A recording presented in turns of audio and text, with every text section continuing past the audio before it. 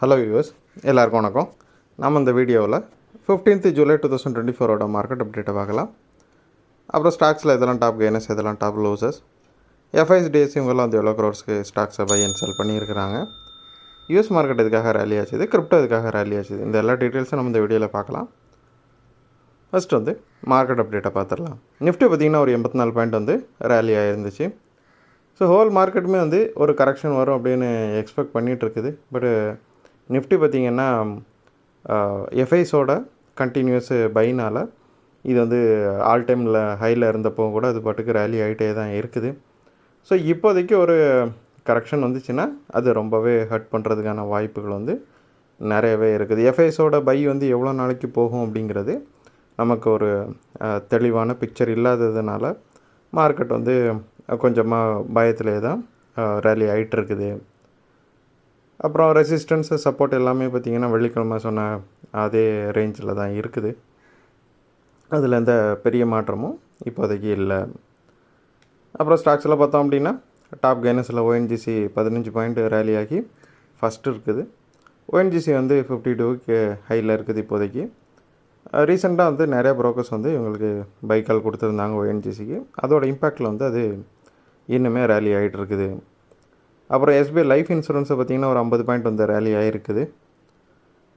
SBI life இன்சூரன்ஸில் வந்து June மாதம் அவங்களோட எஸ்பிஐ லைஃப் இன்சூரன்ஸும் இல்லை, மொத்த இந்தியாவோட எல்லா லைஃப் இன்சூரன்ஸ் கம்பெனிஸையும் பார்த்தோம் அப்படின்னா அவங்களோட நியூ பிஸ்னஸ் ப்ரீமியம் வந்து ஜூன் மாதத்தில் வந்து 14.8% வந்து இயர் டு இயர் கம்பேர் பண்ணும்போது இன்க்ரீஸ் ஆகிருக்குது. ஸோ இது வந்து என்பிபின்னு சொல்லுவாங்க, நியூ பிஸ்னஸ் ப்ரீமியம்ஸ். ஸோ இந்த என்பிபி வந்து எதை இண்டிகேட் பண்ணுது அப்படின்னா அவங்க புதுசாக வந்து பாலிசிஸ் வந்து செல் பண்ணியிருப்பாங்கல்ல, அதிலேருந்து வர ப்ரீமியம்ஸோட அளவு தான் இது.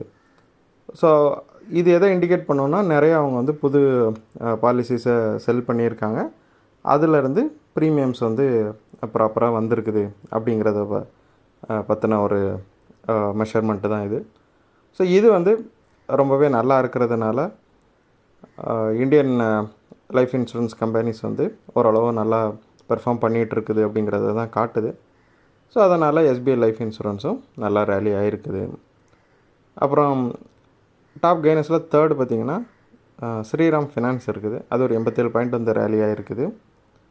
ஒரு 3 வாரமாக வந்து ஸ்ரீராம் ஃபினான்ஸ் வந்து ரொம்பவே சரிஞ்சிட்டு இருந்துச்சு, ஓவர் சோல்டு சிச்சுவேஷனில் இருந்துச்சு. ஒரு நல்ல பொசிஷனில் இருந்தப்போ இப்போ ஒரு சின்ன ரெக்கவரி வந்திருக்குது, அதனால் கொஞ்சமாக ரேலி ஆகிட்டுருக்குது. அப்புறம் டாப் லூசர்ஸில் வந்து ஃபஸ்ட்டு பார்த்திங்கன்னா எல்டிஐ மைண்ட்ரி இருக்குது. எல்டிஐ மைண்ட்ரி வந்து வெள்ளிக்கிழமை டிசிஸோட ரிசல்ட்டை பேஸ் பண்ணி எல்லா ஐடி கம்பெனிஸோட ஸ்டாக்ஸுமே வந்து ரேலி ஆனப்போ எல்டிஐ மைண்ட்ரியுமே வந்து சடனாக கொஞ்சம் ரேலி ஆச்சுது. இப்போ ப்ராஃபிட் புக்கிங்னால் விழுந்திருக்குது. அப்புறம் ஏஷியன் பெயிண்ட்ஸ் பார்த்திங்கன்னா டாப் லூசர்ஸில் வந்து செகண்ட் இருக்குது, ஒரு 44 பாயிண்ட் வந்து விழுந்திருக்குது. ஏஷியன் பெயிண்ட்ஸோட Q1 ப்ரிவ்யூ வந்து நிறையா ப்ரோக்கர்ஸ் வந்து கொடுத்துருந்தாங்க. ஸோ அதில் பார்த்திங்கன்னா அனாலிஸ்ட் வந்து என்ன பிலீவ் பண்ணுறாங்க அப்படின்னா ஏஷியன் பெயிண்ட்ஸோட ரெவென்யூ வந்து குறையிறதுக்கான வாய்ப்புகள் வந்து நிறையா இருக்குது இந்த குவார்ட்டரோட Q1 ரிசல்ட்டில் வந்து ரெவென்யூ குறையும் அப்படின்ட்டு நிறைய பேர் எக்ஸ்பெக்ட் பண்ணுறாங்க. அதோட இம்பேக்டில் பார்த்திங்கன்னா ஏஷியன் பெயிண்ட்ஸ் விழுந்திருக்குது. அப்புறம் கிராசிம் பார்த்திங்கன்னா கிராசிமில் வந்து 52 வீக் ஹையில் இருந்துச்சு.